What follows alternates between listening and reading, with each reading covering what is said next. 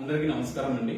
ఈ మధ్య చాలా మంది నన్ను అడుగుతున్న ప్రశ్న ఏంటంటే, కొత్తగా వచ్చిన హిట్ అండ్ రన్ లా గురించి ఎక్స్ప్లెయిన్ చేయమంటున్నారు. సో ఈరోజు నేను దాని గురించి చెప్పబోతున్నాను.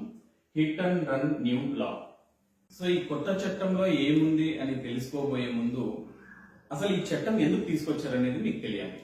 సో అంతకుముందు మనకు ఇండియన్ పినల్ కోడ్ 1860లో బ్రిటిష్ వారి కాలంలో మనకు ఈ చట్టాన్ని తయారు చేశారు. ఇప్పటి వరకు మనం వాటిని ఫాలో అవుతున్నాం.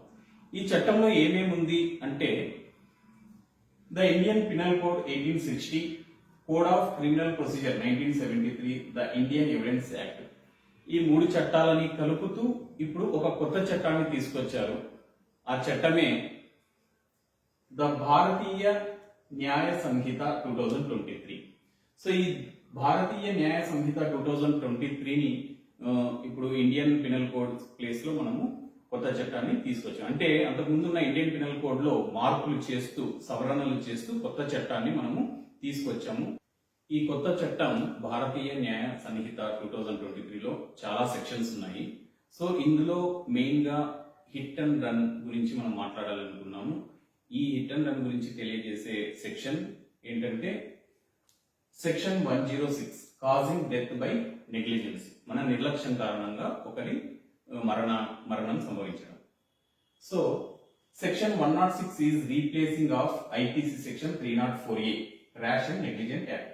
సో ఈ 106 అనేది ఏంటంటే, అంతకుముందు ఉన్న ఇండియన్ పినల్ కోడ్ లో section 304A, IPC section 304A ఉన్న వాటినే మనం సెక్షన్ 106 గా ఈ కొత్త చట్టంలో రీప్లేస్ చేయడం జరిగింది.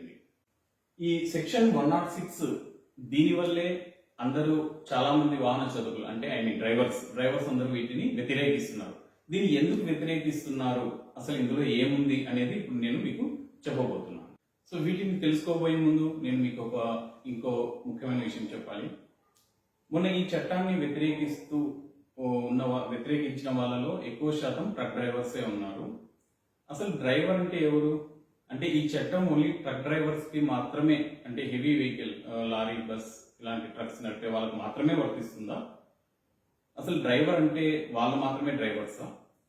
సో ఇక్కడ డ్రైవర్ అంటే ఏంటంటే, మనం 2 వీలర్ నడిపే వాళ్ళని కూడా డ్రైవరే అంటాము, అంటే మోటార్ వెహికల్ యాక్ట్ ప్రకారం.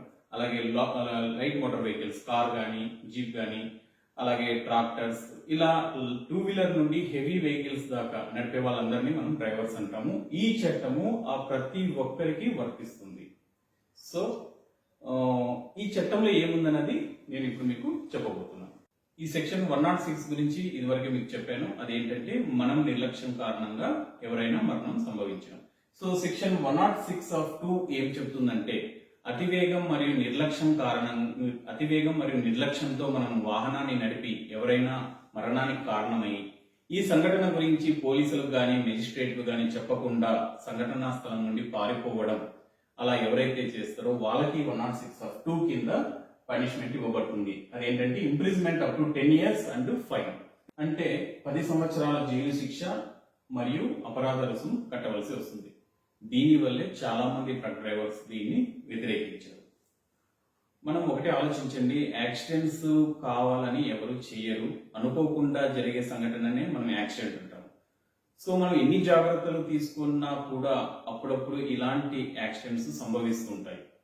సో మీరు ఒకటే ఆలోచించండి, ఈ యాక్సిడెంట్స్ లో మన ఫ్యామిలీ మెంబర్స్ ఎవరైనా ఇన్వాల్వ్ అవుతే, ఒక డ్రైవర్ యాక్సిడెంట్ చేసి వాళ్ళని కాపాడకుండా, వాళ్లకు ఫస్ట్ ఎయిడ్ చేయకుండా, పోలీసులకు ఇన్ఫార్మ్ చేయకుండా పారిపోయారనుకోండి, అప్పుడు వీళ్ళు మరణం సంభవించడానికి చాలా ఆస్కారాలు ఉంటాయి. అదే ఒకరు ఇన్ఫార్మ్ చేయడం, వాళ్ళని ప్రథమ చికిత్స అందించడము, లేదంటే నియరెస్ట్ పోలీస్ స్టేషన్ ఇన్ఫార్మ్ చేయడం, మెజిస్ట్రేట్ కి ఇన్ఫార్మ్ చేయడం, ఇలా చేస్తే వాళ్ళని కాపాడే ఛాన్సెస్ చాలా ఉంటాయి. సో అలాంటి ప్లేస్ లో మన ఫ్యామిలీ ఉంటే మనం ఎంత బాధపడతాం. సో అందుకనే కొత్త చట్టంలో ఏం చేస్తుందంటే, యాక్సిడెంట్ అయిన తర్వాత మీరు ఇన్ఫార్మ్ చేయకుండా హిట్ అండ్ రన్, అదే అనమాట, మీరు యాక్షన్ చేసి పారిపోతే మాత్రం ఇటువంటి శిక్ష మీకు 10 సంవత్సరాల జైలు శిక్ష మరియు అపరాధ రుసుముని ఈ కొత్త చట్టంలో ఇంప్లిమెంట్ చేశారు. సో యాక్సిడెంట్ చేసిన ప్రతి డ్రైవర్ కి సెక్షన్ 106 ఆఫ్ 2 ప్రకారం 10 సంవత్సరాల జైలు శిక్ష పడుతుందా అంటే అది తప్పు. ఏంటంటే, ఈ మోటార్ వాహనాల చట్టం సెక్షన్ 134 ఏం చెప్తుందంటే, take all responsible steps to secure medical attention for injured person. మీరు యాక్సిడెంట్ చేసిన తర్వాత యాక్సిడెంట్ గురి అయిన వ్యక్తికి మెడికల్ అసిస్టెన్స్ అంటే ఫస్ట్ ఎయిడ్ చేయడము, వాళ్ళ ప్రాణాలను కాపాడడానికి అన్ని ప్రయత్నాలు చేయమని చెప్తుంది. అలాగే give on demand by A police officer any information required by him. సమీపంలో ఉన్న పోలీసులకు ఇన్ఫర్మేషన్ ఇస్తూ అక్కడ వారికి కావాల్సిన సమాచారాన్ని మనం అందజేయాలని సెక్షన్ 134 చెప్తుంది. అలాగే report to nearest police station as soon as possible and in any case with in 24 hours of the 24 hours. 24 సంఘటన జరిగిన 24 గంటల లోపల పోలీసులకు కానీ మెజిస్ట్రేట్ కానీ జరిగిన సంఘటన గురించి తెలియజేసి మీరు సెక్షన్ 134 ప్రకారం నడుచుకుంటే మీకు ఈ 106(2) ద్వారా ఎటువంటి 10 సంవత్సరాల జైలు శిక్ష మీకు పడదు.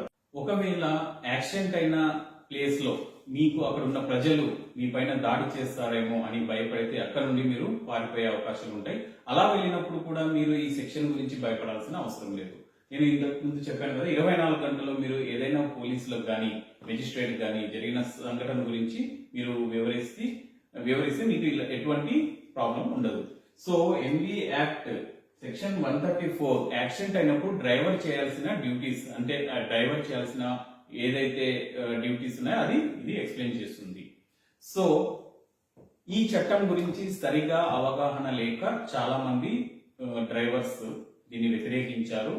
సో ఇప్పుడు నేను ఈ చెప్పిన ఇన్ఫర్మేషన్ మీకు యూజ్ అవుతుందని ఆశిస్తున్నాను. Thank you very much.